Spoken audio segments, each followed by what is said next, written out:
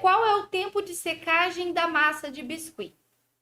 Aí depende muito, tá? Qual que é o tempo de secagem da massa? Depende qual o tempo que você quer analisar. Tempo de secagem 100%, eu aconselho no mínimo 15 dias, no mínimo. Carol, terminei a peça, tá tudo pronto. Vou esperar 15 dias para secar? Sim, se você terminou ela toda hoje, espera mais 15 dias para ela secar. Se você já está num processo de modelagem anterior ali, por exemplo, eu já tinha feito o corpo já tinha secadinho, bonitinho. Aí agora eu vou fazer só a roupinha, que é uma massa mais fina. Aí o tempo diminui, consequentemente.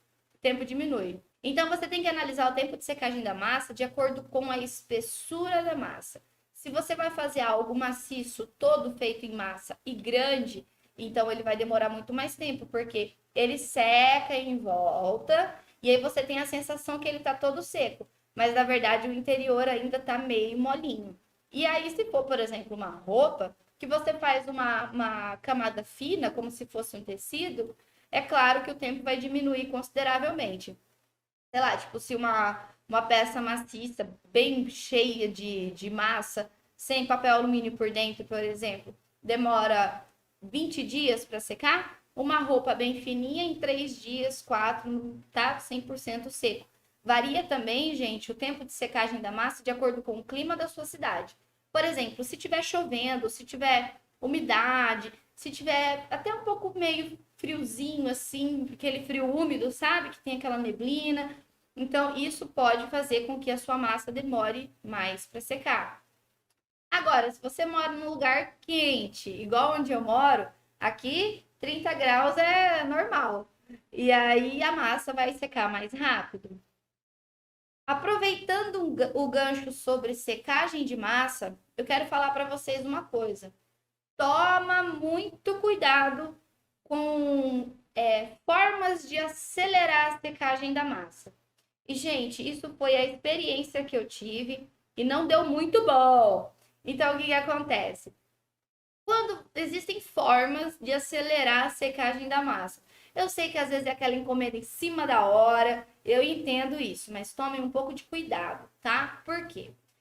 Quais são as formas? Vamos falar primeiro, quais são as formas de acelerar a secagem da massa?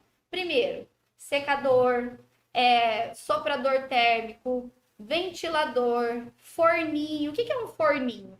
Um forninho é uma caixa com várias lâmpadas dentro que esquenta o biscuit e acelera o processo de secagem.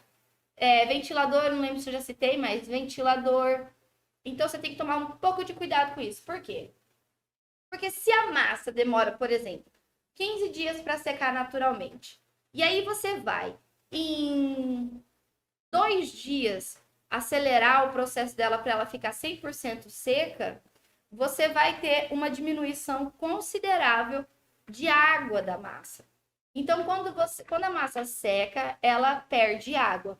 E aí, eu acelerando esse processo, eu corro um grande risco da massa encolher demais.